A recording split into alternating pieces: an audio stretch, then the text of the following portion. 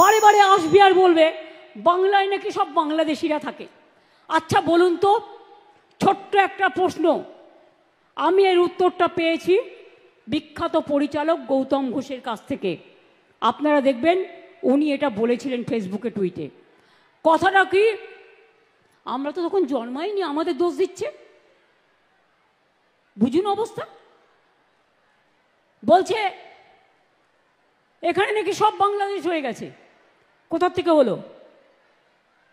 1947 সালে স্বাধীনতা আন্দোলনের পর যখন দেশ ভাগ হয়েছিল, আপনারা কি করেছিলেন?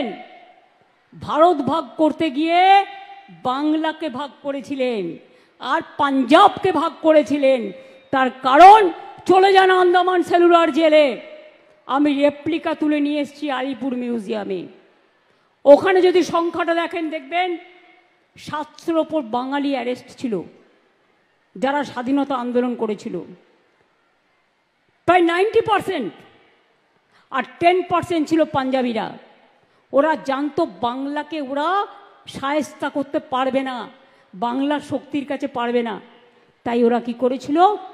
বাংলাটাকে ভাগ করে দিয়েছিল আর পাঞ্জাবটাকে ভাগ করে দিয়েছিল। পাঞ্জাবের একটা পাকিস্তান আছে, পাঞ্জাবের পাশে যে পাকিস্তান, পাকিস্তানেও একটা পাঞ্জাব আছে, জেনে রাখবেন। কই সে কথা তো বলো না।